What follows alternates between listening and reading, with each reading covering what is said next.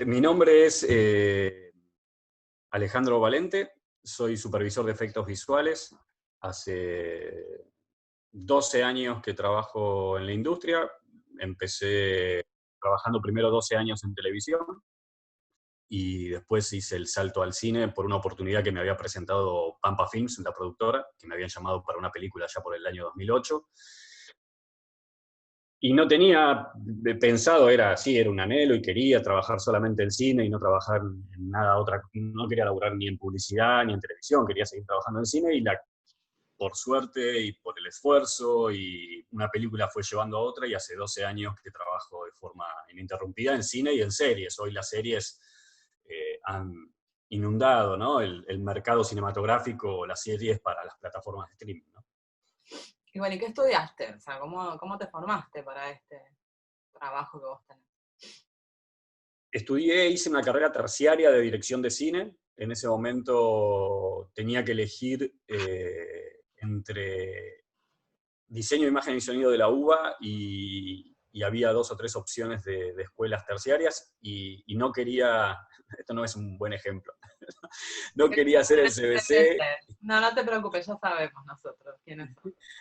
No quería hacer el CBC Y acá es. no, en ese momento la carrera, que no fue lo que después sucedió. En ese momento la carrera yo tenía varios conocidos profesores, docentes, que trabajaban, eh, que había yo compartido algunos trabajos con ellos, entonces me dijeron que la carrera todavía se estaba formando en esa época, en el año 94, Claro. y, y que ellos mismos estaban dando clases en escuelas terciarias. Entonces opté por esa opción, me fui a una escuela terciaria, a Buenos Aires Comunicación, hice una carrera de dirección de cine y televisión, que tenía un gusto, como toda carrera terciaria, creo que no terminó de satisfacer un poco lo que yo estaba buscando. Me dio como si una introducción, una buena base y general, pero no se profundizó, creo, en ningún marco teórico, por así decirlo. Eh, entonces, terminé la carrera, fueron 3 años más una tesis, fueron 4 años, eh, y, y, ahí yo ya en la mitad de la carrera empecé a trabajar en Canal 13, entré en el año 96 al canal, y en donde mi formación empezó a ser cada vez más a través del trabajo y no tanto a través de la institución donde estudiaba. Claro. Tuve la oportunidad, terminada la carrera, de empezar a hacer algunos viajes para ir a ciertas convenciones en Estados Unidos, y en un momento pedí un permiso y me fui 3 meses a estudiar a Estados Unidos. Tenía un bastante buen nivel de inglés por la escuela secundaria, y así que terminé de formarme a través de unos cursos de perfeccionamiento que tenían la duración de 1 mes, 2 meses, 3 meses en Estados Unidos. Hablo de una época en donde Internet no era algo cotidiano y no estaba al alcance de nadie en su casa. Recién nosotros en el trabajo pudimos tener Internet por el año 97, 98. Entonces era muy difícil acceder a la información, ¿no? Era muy difícil encontrar bibliografía en español, era imposible, estaba solamente en inglés y había que pedirla a través de Amazon o algún correo y tardaba varias semanas, a veces no llegaba. Por eso la necesidad de irse a estudiar afuera. Hoy yo creo que el panorama es completamente diferente. Primero que hay carreras universitarias ya con muchos años de recorrido, donde uno puede aplicar tanto diseño de imagen en la UBA como en la ENERC, como, bueno, la FUC es privada, pero hay diferentes lugares donde uno puede acceder y hay una gran bibliografía y una gran base de datos de cursos y estudios y perfeccionamientos en Internet, ¿no? En todos los idiomas. Bueno, ahora viene la parte de decir, ¿perfeccionamiento de qué? Vos estás hablando acerca de algo bastante preciso, me parece, y Sí. está bueno que ya empieces a contar. ¿Cuál es tu tarea? ¿Qué haces vos cuando trabajás? ¿Para qué te llaman en los proyectos en el cine o en series o en lo que toque? Al principio, bueno, perfeccionamiento en efectos visuales. Sin embargo, yo al comienzo no estaba tan claro, tampoco la industria lo tenía tan definido, no estaba tan claro si eh, me iba a terminar trabajando, en la industria de la animación, que es donde por ahí donde comencé, en la animación 3D, y dentro del rubro de la animación hay diferentes procesos que requieren un perfeccionamiento, digamos. No quería ser un generalista, sino quería enfocarme a uno de los procesos puntuales, que tenía que ver con un proceso puntualmente que se llama rigging, que era establecer una estructura interna de un elemento, de un personaje, para poder después luego animarlo. También había estudiado animación en ese caso, y me gustaba, pero la profesión misma me fue llevando hacia los efectos visuales y no tanto hacia la animación. Claro que los efectos visuales tienen mucho de animación, en la mayoría de los casos, pero no la animación como la conocemos, como películas animadas de personajes o ese tipo de elementos. Claro. Entonces el perfeccionamiento al principio fue dentro del rubro de la animación, de rigging y animación, y después el perfeccionamiento empezó a virar hacia un lado más cinematográfico, más cerca de la dirección de fotografía y de la composición visual, que es donde la carrera un poco me fue llevando, ¿no? Eh, hoy por hoy, prácticamente el 90% de mis proyectos, en los proyectos en los cuales trabajo y participo, son de efectos visuales. Y hay un mínimo porcentaje, hay algunas películas como Metegol y como, bueno, ahora La gallina turuleca, que se iba a estrenar en vacaciones de invierno, vaya a saber ahora qué va a pasar con todo eso. En España ya se estrenó. Eh, fueron mis únicos 2 proyectos de animación en los cuales tuve un rol diferente a cuando trabajo en la industria de los efectos visuales, que tiene que ver más con la supervisión de procesos artísticos o la producción artística, eh, y no tanto con la supervisión de un proceso puntual, ¿no? Buenísimo. Bueno, a mí me gustaba de todos los trabajos que hiciste, que, que podamos focalizar específicamente, que es así como yo te conocí, quizás es por eso, eh, que es, bueno, un cortometraje que se hizo sobre el Eternauta, que se mostró en una exposición en Tecnópolis. Exacto. Así que, bueno, contanos un poco acerca de eso y en el medio de la charla quizás te interrumpo y te pregunto alguna cosa desde la perspectiva de la materia, pero bueno, eso lo vamos viendo. Así que vos, si querés, contanos de qué se trató, porque a mí me parece que el Eternauta es en general, en líneas generales, en el imaginario de los argentinos, una historieta superlativa, quizás los chicos que están entrando ahora a la universidad, que son muy, muy chicos, no llegaron a tomar contacto con ella. Y bueno, les toca quizás ver por primera vez este trabajo tuyo y no ir a la historieta que le dio origen. Yo lo que vi lo veo tan fiel, tan hermoso, tan como que completa un imaginario que yo particularmente tuve cuando la leí, que me sorprendió mucho, así que bueno, contanos un poco eso. Ese es el proyecto que todos queremos hacer, el Sí, Eternauta. sí, Eh, a veces me pregunto si en realidad lo que queremos hacer es por lo que significó para nosotros en una época, por haberlo leído de chico y haber imaginado ese mundo, eh, que más, porque después es una historia en donde eh, no se realizó cinematográficamente y el tiempo pasó, y hoy hay un montón de historias de ciencia ficción eh, que son realmente muy buenas y que el momento que se haga el Eternauta, ojalá se haga cuando se haga la serie, ahora que Netflix la confirmó, eh, va a tener un gran desafío por delante que enfrentar la adaptación, que es enfrentarse a la cultura audiovisual de ciencia ficción que hay hoy, ¿no?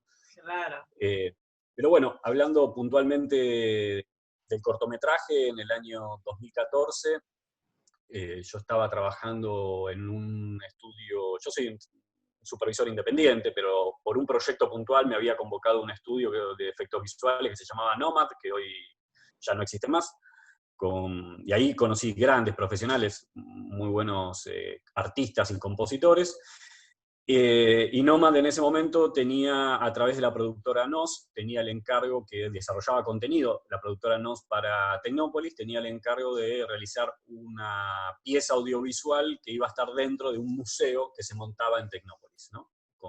Sobre la temática del Eternauta, obviamente.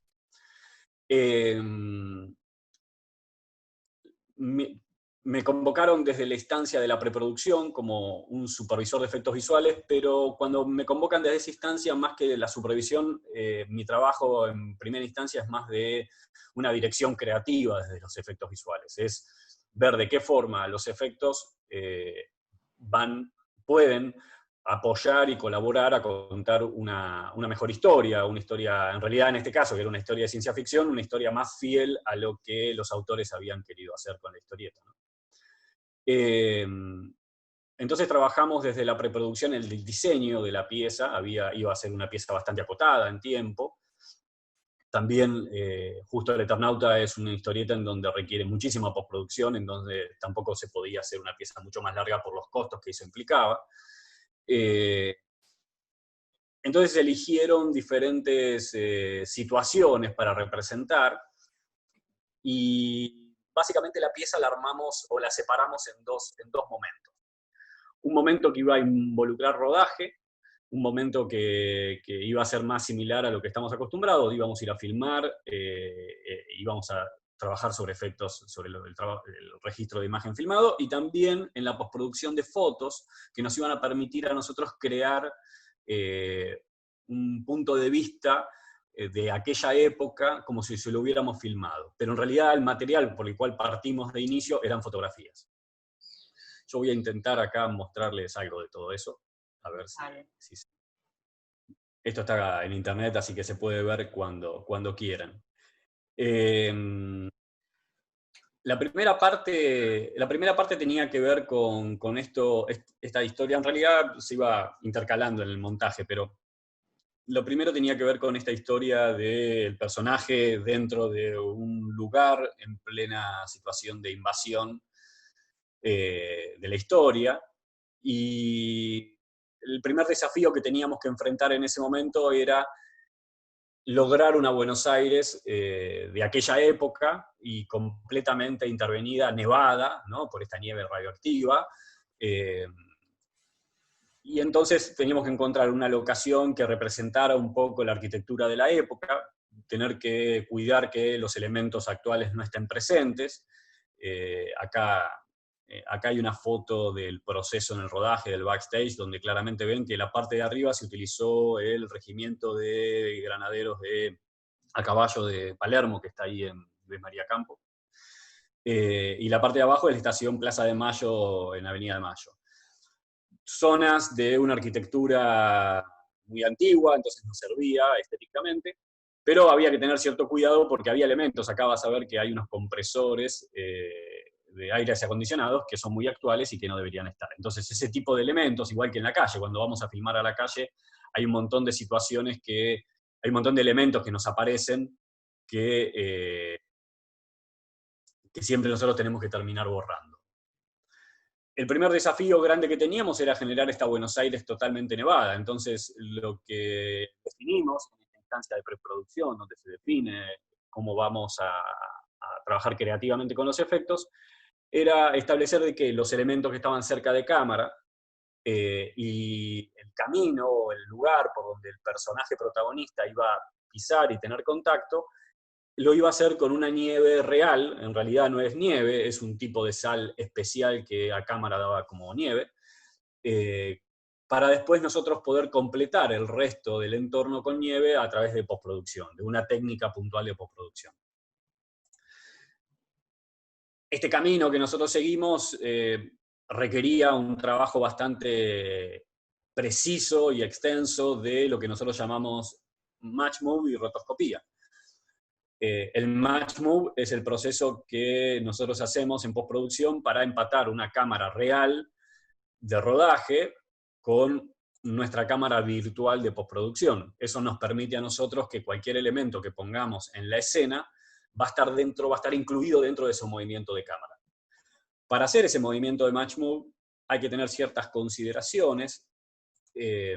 varias en realidad, pero bueno, mayormente tiene que ver con tener siempre visible una X cantidad de puntos que pueden ser propios de la arquitectura del lugar o elementos que uno agregue en el set. Nosotros acá, aparte de tener nuestra propia arquitectura, agregamos algunos conos naranjas que nos permitían dar contraste a través del color y poder agarrarnos de esos conos y darle al software de MatchMove elementos que pueda traquear ese movimiento de cámara.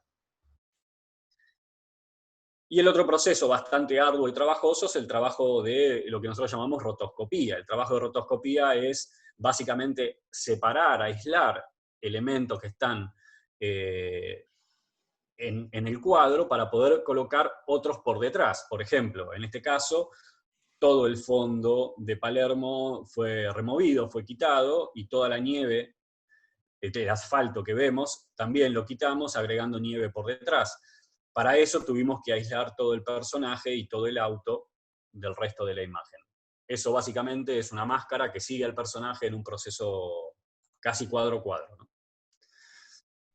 Teniendo esos dos procesos hechos, bueno, hay un gran camino de la toma realizada, donde ya ahí podemos agregar la nieve, agregar simulación de nieve, agregar extensión de set, que lo hacemos a través de una técnica de matte painting, que es pintar digitalmente en el cuadro, y colocar otro fondo.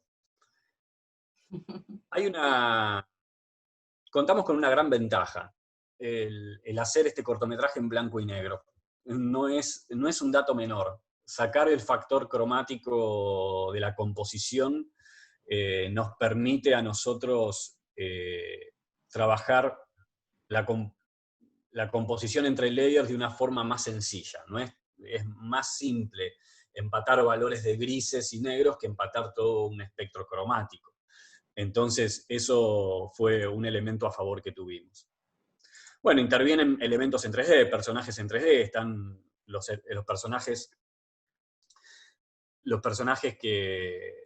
Apareció un cartelito. Sí. La respuesta a la pregunta que te hacía antes. Nos regalaron para que continúe la charla, dijeron. Ah, buenísimo. Re bien. Sí. Yo no puedo quitarlo de mi pantalla. Ah, ahí está, ahora sí. Yo no lo veo, ¿eh? Ya está, ahí desapareció y puedo volver a compartir. ¿Estoy compartiendo? Sí. Sí, no se fue nada. Perfecto. Bueno, intervienen personajes en 3D, los mismos personajes que están en la historia, en estos casos los que llamábamos Gurgos y los escarabajos en la historia. Acá hay uno de los Gurgos caminando por esta locación, en donde es disparado por los tanques que lo están tratando de reprimir, ¿no? Después voy a volver a otros ejemplos y otros procesos, si les interesa, pero también estaba esta etapa de cortometraje que involucraba utilizar fotos fijas de la época. En realidad utilizamos fotos acá en esta etapa del cortometraje se mostraba como la destrucción de Buenos Aires, cómo había quedado Buenos Aires después de la invasión. Entonces, para eso buscamos fotos de diferentes momentos de Buenos Aires, ya sea en un momento que había nevado en Buenos Aires hace mucho tiempo, un momento que había habido unas diferentes destrucciones, ¿cómo se llama? Demoliciones, diferentes locaciones que nos sirvan a nosotros para intervenir y simular esta Buenos Aires destruida. Ahora, el tema es que eran fotos. Claro. Y al ser fotos fijas, no nos iba a romper un poco con el relato documental que queríamos dar. Entonces, básicamente lo que hicimos fue separar las fotos en diferentes layers, en diferentes capas, y darles a estas capas una profundidad dentro de un espacio virtual.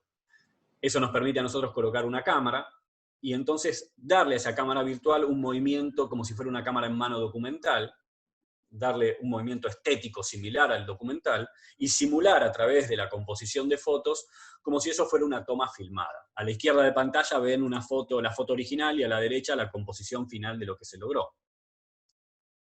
En algunas fotos intervenimos obviamente colocando nieve o colocando humo, en el caso ese del tren.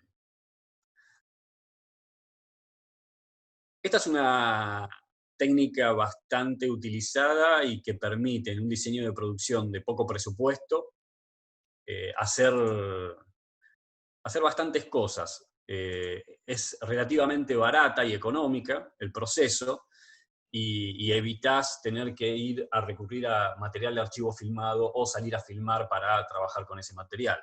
A partir de fotografías para este caso puntual, para este cortometraje que tenía nivel de exposición a través de un proyector que no era 4K, digamos, que no salía al cine, se podía hacer. Acá te hago una pregunta, Ale. Sí. Eh, bueno, ahí veo que están las naves, ¿no? ¿No es cierto? Aparecen ahí. Estos son, en realidad no son las naves, son como los misiles. Ah, están disparando. Están disparando. Bueno, ¿cómo pensás vos desde tu lugar tan técnico esta relación entre la realidad y lo que sería la ficción o la construcción de un verosímil como para que sea algo que el público compre, ¿no? ¿Cómo haces vos, digamos, desde tu laburo de arte, como la supervisión de decir, bueno, esto está bien? ¿Cómo te das cuenta? ¿Cómo puede ser de que podamos distinguir entre lo real o no, y entrar de lleno a lo que significa la construcción esta que aparece atrás de los efectos visuales? Hay una premisa en los efectos visuales que tiene que ver que si un trabajo de efectos visuales está bien hecho, no debería distinguirse, ¿no? O sea, si el trabajo está bien hecho, debería ser transparente al espectador, debería ser invisible. Nunca devela su propio truco, me querés decir. No muestra ningún error de realización. ¿A eso te estás refiriendo? Exacto, ese es el objetivo.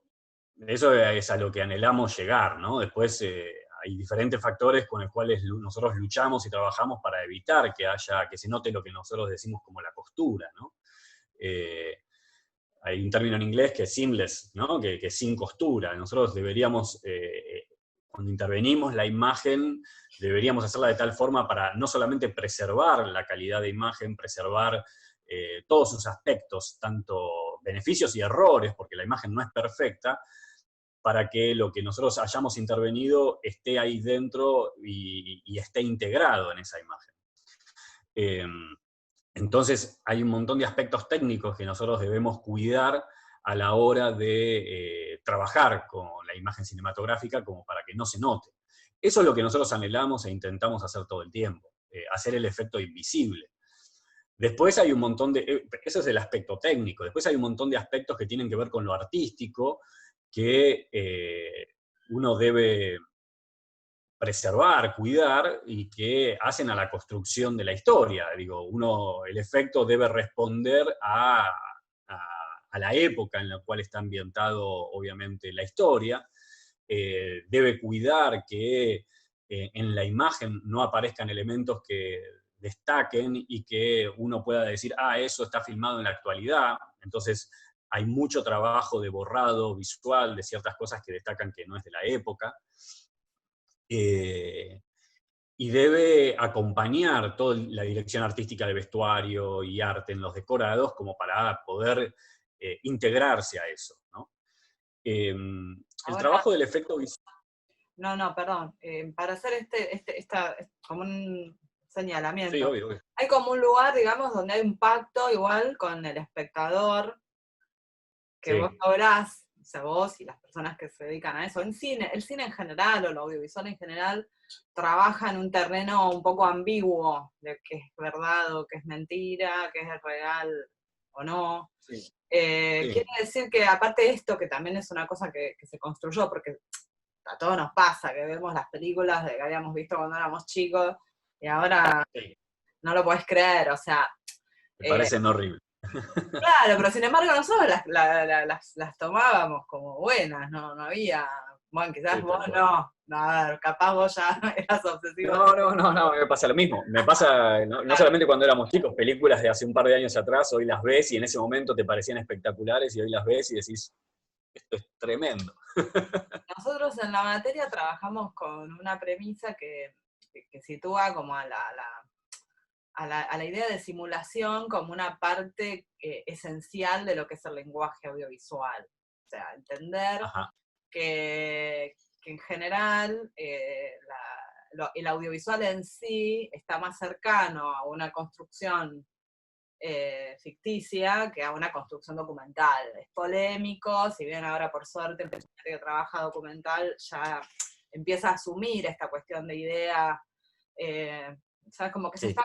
se está corriendo cada vez más la vara de pensar que la cámara es sinónimo de realidad hacia, diríamos, que el eje contrario. Entonces, bueno, por eso quería como señalar esto específicamente en tu charla, porque la verdad es que, bueno, no vamos, o sea, mi idea es postear el corto para que los estudiantes lo vean también, pero bueno, sí digo esto porque no es ningún secreto, empieza como que en realidad es un archivo que se encontró en el Archivo General de la Nación, perdido ahí. Claro. Como que empieza a tirar la idea de que eventualmente en Buenos Aires sí sucedió la nevada mortal y la batalla de River y bueno, y todo lo que sabemos que La existía. historia cuenta, sí. Bueno, Bueno, de hecho, hay cierta sensación gratificante cuando terminás el trabajo, porque uno siempre, a pesar de los años, de la experiencia, de estar seguro en la profesión de lo que uno hace, en la tarea que uno hace, siempre espera con mucho anhelo la reacción del espectador, ¿no? Espero ver qué pasa cuando la gente va a Tecnópolis y ve el cortometraje. Y a través de las redes me hicieron llegar varios comentarios de personas, de espectadores que han ido y han escrito sobre su experiencia, su sensación. Y había mucha gente que preguntaba que realmente creía que esto había pasado. O sea, pero ¿cómo puede ser? ¿En qué año pasó? ¿Cómo que no lo recuerdo o no me contaron? claro, Y claro. a mí al principio me sorprendió, pensé que eran chistes, y después la acumulación de mensajes de espectadores comunes, no necesariamente generales, no gente que trabaja en la industria ni nada, sino gente que va a Tecnópolis a disfrutar del espectáculo. Bueno, entonces la pieza había logrado su cometido, ¿no? Por lo menos implantar la duda. Obviamente que hay gente que le decía, ¿cómo va a ser real, señora? Pero ya establecer el criterio, la duda, para mí y para los que habíamos trabajado en eso, fue un logro enorme, fue una satisfacción enorme. Hay un cuento de Borges, que escribió Borges con Adolfo Bioy Casares, no sé si vos lo conocés. Yo lo había leído justamente cuando estaba en primer año de la carrera de Imagen y Sonido, que te cuento fue en el año 92. En el año 94 yo me tendría que estar recibiendo y la dejé, la carrera. Me terminé recibiendo en el Mirá, año 99, 2000, porque pasaba esto que te decían tus amigos, ¿no? Quiero meter esa pastilla. Bueno, en el cuento escrito por Borges y Bioy Casares, que se llama Ser es ser percibido. Lo escribe con un seudónimo, lo escriben los dos juntos, se llaman Bustos Domecq. Ellos dicen, digamos, que la cancha de River no existe. Pasan, digamos, salen a dar una vuelta con el auto, pasan con el auto por la puerta donde debería estar, y bueno, la cancha de River no está. Entonces uno le dice al otro, pero ¿cómo? Acá no está la cancha de River. No, dice, la cancha de River hace años que ya está, no existe más. Entonces yo vi el partido del domingo pasado en la televisión. Son actores. ¿Cómo son actores? O sea, y ese cuento está escrito hace muchísimos años, digamos. Tiene como una sí, visión de lo que es la construcción mediatizada de la realidad que es impactante, impactante. sí, total, sí. Mucho registro documental tiene mucho de ficción, necesariamente, siempre. Eh, y en este caso, bueno, era una ficción representando o tratando de imitar una estética documental, ¿no? Pero siempre hay mucho de uno en otro.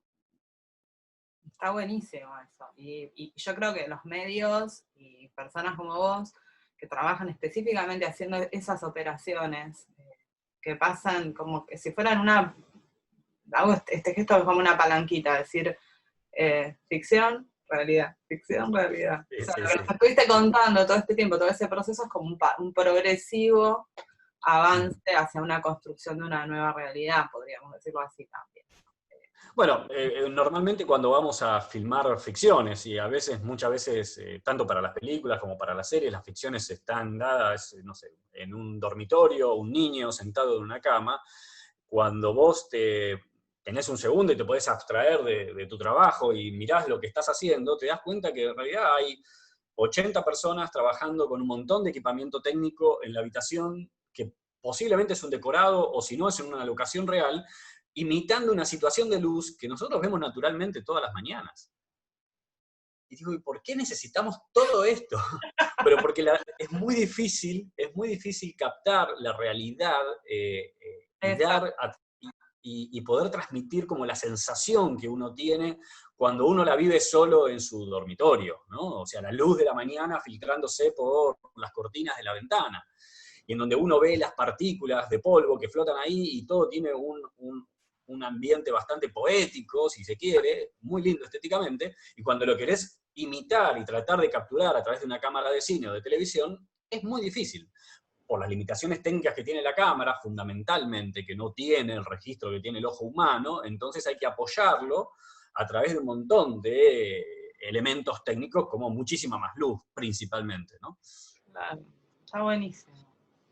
Bueno, sigamos. Seguro tenías más cosas para contarnos. Yo quería hacer esta observación. Sí, sí, no. Bueno, ahí veníamos hablando sobre las fotografías que nosotros trabajamos, intervenimos para darle como una especie de estética documental a través de una cámara virtual que no existía. Entonces a todas le pusimos elementos, ¿no? Y movimos lo que era el punto de vista, como si fuera una cámara en mano. Claro.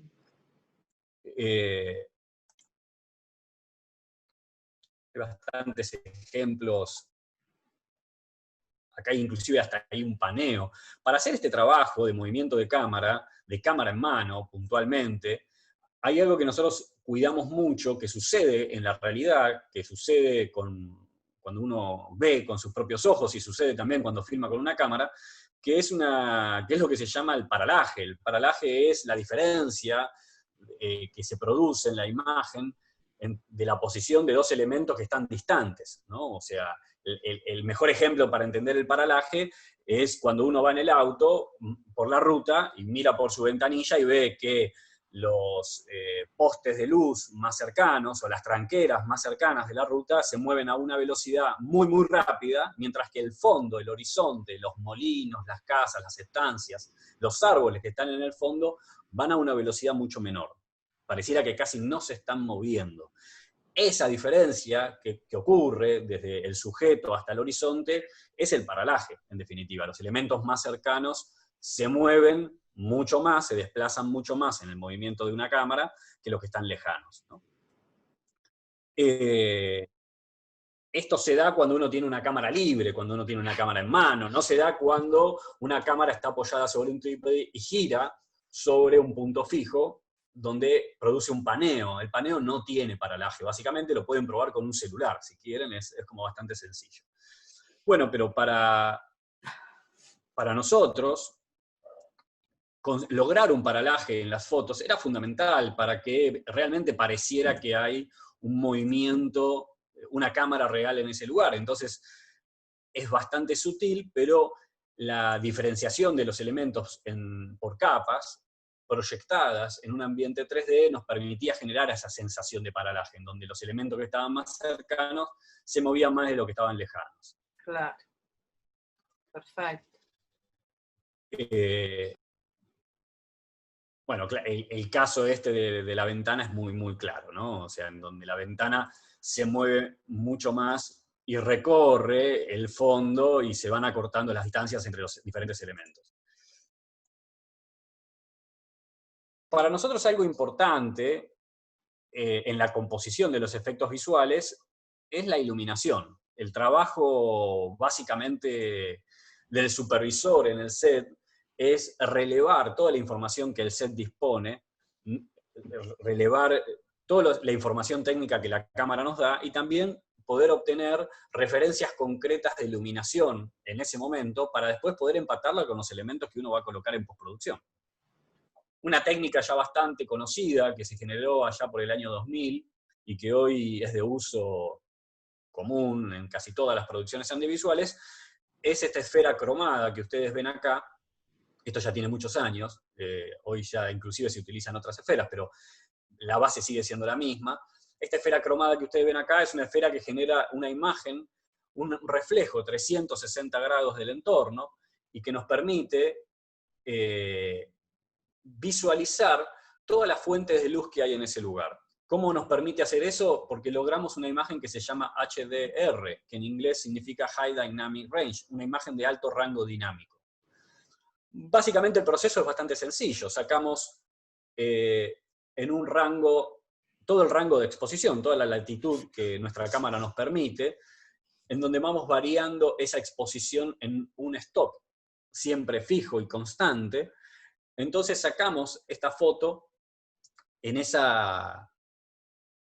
rango dinámico, para después todas esas fotos, esa serie de fotos, unificarlas, unirlas y tener un solo archivo que nos va a permitir recorrer la exposición del lugar y poder saber dónde están ubicadas las luces altas y las luces bajas de la imagen.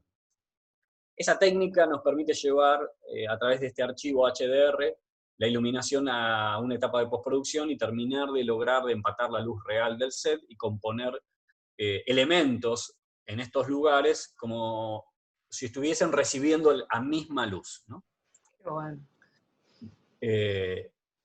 Por eso siempre uno cuando va al set y trabaja con intervención de elementos en VFX, en efectos visuales, siempre va a ver que hay alguien que hay una esfera cromada y que saca algunas fotos del entorno, básicamente para capturar la información de luz y de reflejos de ese entorno. Qué bárbaro, mirá vos.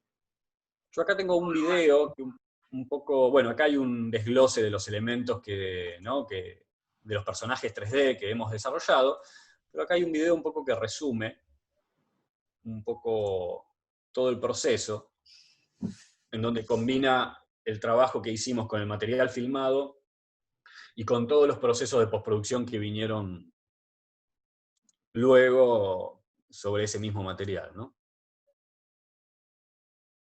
De vuelta, la estética blanco y negro, el grano simulando un material fílmico antiguo, dañado, son elementos que nos ayudan a nosotros a lograr una composición mejor, una composición cuando la imagen en color es más clara y definida, lleva a un trabajo más detallado, ¿no? Estas fueron ventajas que nosotros tuvimos.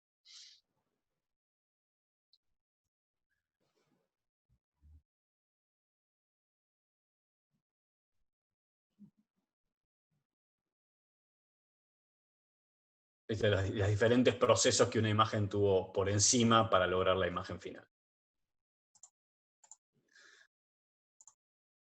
Bueno, del Eternauta no hay, del cortometraje en sí, no hay mucho más por contar. Esos fueron más o menos los procesos que tuvimos en diferentes locaciones, ¿no? Hemos trabajado en el regimiento que dijimos en Palermo, hemos trabajado dentro del subte, también en exteriores, en las bocas del subte, y después con muchas de estas fotos en esta etapa de postproducción. Buenísimo. Está buenísimo porque pensaba, ¿no? Nosotros cuando estudiábamos en los 90, los recursos súper escasos que teníamos. Sí, Ahora, muy diferente. O sea, en esa época había un montón de procesos que hoy de alguna forma tienen una técnica probada y automatizada para lograr cierto nivel de composición visual, y en esa época había mucho trabajo a mano, ¿no? sí, y bueno, y digo, sin embargo, no hubo problema en tu formación, después lo pudiste ir construyendo vos, en tu trabajo, bueno, la posibilidad de ir Sí, descubriendo las nuevas tecnologías, viste, como yo, digamos, todo el cambio de lo que fue el paradigma desde analógico a digital.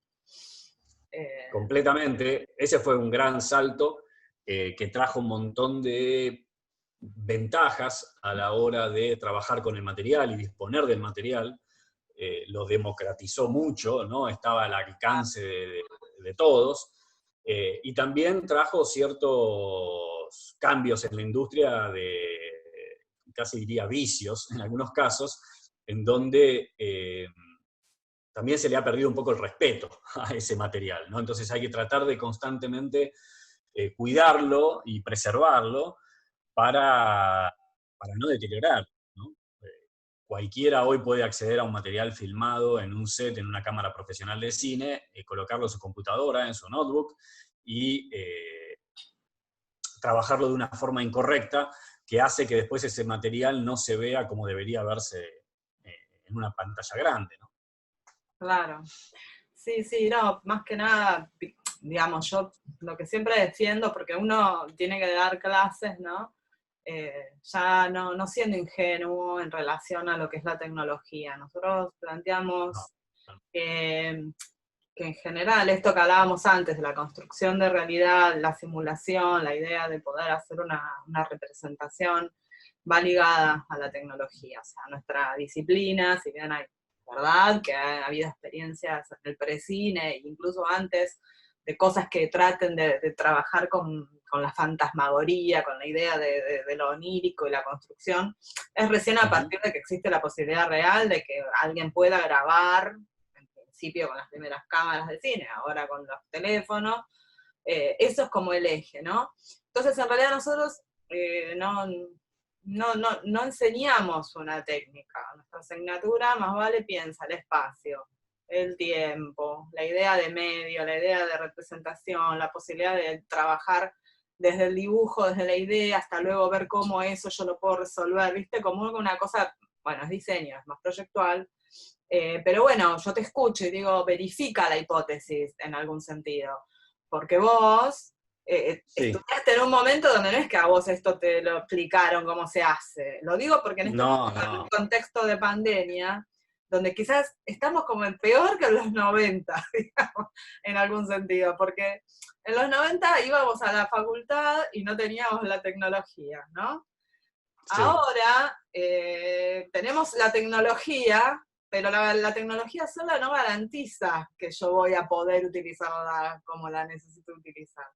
Entonces el desafío para mí como profesora, y por eso te invito a vos y vamos a seguir sumando voces, es cómo volver a lograr el espacio del aprendizaje más allá de no poder estar en el espacio físico de la facultad, y aparte sabiendo que quizás los estudiantes no van a poder compartir, entre otras cosas, la tecnología, porque nosotros no teníamos todos una cámara de video, y ahora los estudiantes no tienen todos una cámara. Trabajamos Bueno, en equipo, nos juntamos a pensar, bueno, vos traes la cámara, vos pones la compu, uno edita, el otro construye la escenografía, y ahí hacemos la ejercitación. O sea, realmente, ¿no? O sea, pienso que igual hay algo que me mantiene la esperanza que es necesario seguir transmitiendo. Va quedando como esta cosa, como que es una cosa residual, y que luego seguramente se tome cuando volvamos a poder estar en la calle, cuando podamos volver a vernos. sí, hay un montón, hay una gran parte del proceso, de la gestación del proceso que es totalmente ajeno a la tecnología, ¿no? El generar, el pensar la idea, el diseñar la puesta de cámara, el pensar en cómo adaptar una idea literaria a algo cinematográfico a través de un punto de vista, eso sigue siendo independiente a la tecnología. Y inclusive las producciones que estaban en marcha, que se estaban llevando adelante y les agarró esta pandemia en el medio, aquellas producciones que estaban en una instancia de preproducción, donde lo que prevalece básicamente es la idea en sí mismo y no tanto la técnica para poder llevarla adelante, sino el diseño, el cómo terminar de diseñar la puesta de cámara, el cómo contar, el diseño de vestuario, la búsqueda de los actores. Toda esa etapa de preproducción, en la mayoría de los casos, se pudo llevar adelante igualmente dentro de un confinamiento, una cuarentena. Por lo tanto, hay algo que es completamente ajeno a lo tecnológico y que es sumamente importante en llevar adelante con el tiempo adecuado y bien preciso, porque establece las bases de lo que va a venir después.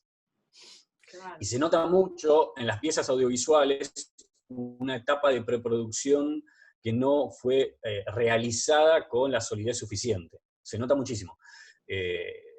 Lo más importante sigue siendo un guión sólido, la historia y una definición a través de una cámara de cómo contarla. Después, cuánta intervención de postproducción o cuál es la calidad de esa cámara es secundario. O sea, Bueno, hoy No vos hay... mencionaste la idea de como de bajo recurso, digamos, para tener así como, sin meternos en ideas de costos, porque la verdad que nosotros no nos interesa eso, no lo enseñamos, pero sí Sí. nos interesa poder optimizar el recurso propio, decir, bueno, con estos elementos, con esto que yo tengo, con esta compu que es la que me toca, ¿es posible hacer un juego que los estudiantes en sus casas jueguen a inventar una escena Bueno, de ciencia ficción? sí, pero totalmente. Me parece que hay todavía ciertas técnicas que siguen siendo las mismas, digo, y que inclusive nosotros usamos profesionalmente, lo que pasa es que las están enmascaradas detrás de un montón de procesos técnicos. Pero poder utilizar un celular como una cámara que todos tenemos a nuestro alcance, y que inclusive muchos celulares, quizá no es el caso del mío, pero muchos celulares tienen una cámara realmente muy buena. Y poder utilizar una cámara fija en registro nos da a nosotros la posibilidad, si logramos tener un registro bien sólido, nos da a nosotros la posibilidad de hacer un montón de, si queremos, efectos visuales dentro de nuestra propia casa, haciendo desaparecer objetos y elementos y sujetos y contar una historia a través de eso. La animación stop motion se sigue contando a través del cuadro a cuadro, por lo tanto también podemos nosotros registrar nuestras propias casas. Yo creo que esta etapa de cuarentena nos obliga a nosotros a repensar también, a ser creativos en cómo contar historias de una forma diferente. Y creo que eso está a nuestro alcance. Cada uno tiene un dispositivo que es una cámara y que inclusive al mismo tiempo es un transmisor de esa señal y que puede estar transmitiendo en vivo a través de YouTube o Instagram o Facebook o cualquier plataforma social. Entonces, ayer justo pensaba un poco a través de unas charlas que estaba viendo de profesionales de industria que hablaban justamente de esto, de cómo ser creativos a la hora de buscar nuevas formas de contar historias. Bueno, yo ayer me imaginaba y yo decía, qué bueno poder contar una historia en donde se cuenten diferentes puntos de vista de una misma situación, transmitidos al mismo tiempo, pero en algún momento esas historias se entrecruzan. Entonces nos podemos siempre imaginar, para mí el ejemplo de los edificios y los balcones es muy claro, en donde en algún momento las historias se entrecruzan en los balcones, pero después cada uno tiene su propio punto de vista, que es su propia cámara. Bueno. Yo, inclusive uno, para los padres de familia, estamos siendo muy creativos en cómo colaborar con nuestros hijos en las tareas y ayudarlos a contar ciertas historias también, en algunas materias. Entonces me parece que hay un montón de recursos que hoy están a nuestro alcance y que antes no estaban, pero que tenemos que poner nosotros la parte creativa para poder saber utilizarlos, ¿no? Porque la técnica por sí solo no va a ayudar. Exacto. Bueno, Ale, ¿querés decir algo más? O la verdad te queremos... No, hay una cosa que, con lo que vos mencionaste a lo último, que tiene que ver con que independientemente de cómo haya evolucionado la técnica, y en la cual uno siempre intenta mantenerse lo más actualizado que pueda, a través del tiempo que uno dispone, hay procesos que siguen siendo iguales. Y son los procesos quizá hasta inclusive más importantes en la gestación de una idea. Entonces, para mí una parte muy importante del trabajo que yo hago se establece en una etapa de preproducción. Y en esa etapa de preproducción, básicamente lo que hacemos es llevar la idea al papel a través de storyboards y poder ir desglosando en cada uno de esos planteos de cámara que vamos dibujando cuáles las consideraciones que debemos tener técnicamente en el set. Claro que vamos a locación y sacamos fotos también, pero tratando de representar un poco esa idea. Ah, buenísimo. Y tener un desglose, que nosotros, para mí los desgloses son fundamentales en esta etapa, es decir, bueno, para contar esta historia de esta forma necesitamos, yo siempre trabajo desde un punto de vista, desde los efectos visuales, porque es el rol que me toca, pero necesitamos tener este tipo de consideraciones. Entonces, independientemente a la técnica, hay una etapa de preproducción, de gestación de idea, que es muy, muy importante y es fundamental, y siempre que podamos contar, hacer y contarla a través de dibujos, de generar un storyboard, inclusive de generar un animatic, que es básicamente un storyboard montado en una línea de tiempo y editado, va a ser que cuando el día que vayamos a la calle a filmar o vayamos a un estudio a filmar, podamos aprovechar el tiempo y contar la historia de una mejor forma. Esta etapa de preproducción es fundamental y se sigue haciendo de la misma forma que lo hacíamos hace 15, 20 años atrás. Esto, nada, me había quedado pendiente esto. Está buenísimo. Bueno, entró al final de la charla, pero yo veo esto específicamente, es uno de los trabajos que nosotros hacemos de relación, digamos, que tiene que ver con la palabra, con la foto, con el diagrama. Tratamos de no decir story solo por el hecho de, como de desanclarlo de la del histórico storyboard que parecía como una herramienta de fierro. Nosotros más vale lo utilizamos al dibujo como una cuestión para pensar estas cosas. Estoy completamente de acuerdo con vos. Está bueno que lo traigas. Sí, sí, sí. A colación. Es más, sí, me da la sensación que podríamos hacer una parte 2 de charlas si te animás más adelante, porque ahí creo que empieza a estar esto, ¿viste cuando antes yo decía lo de la palanquita de pasar de la realidad a la ficción? Nosotros lo entendemos como si fuéramos también por capas. O sea, son como juegos de mediaciones entre los lenguajes estos que tenemos, que son herramientas, el lápiz, la cámara de fotos o el recurso hiper sofisticado de un software.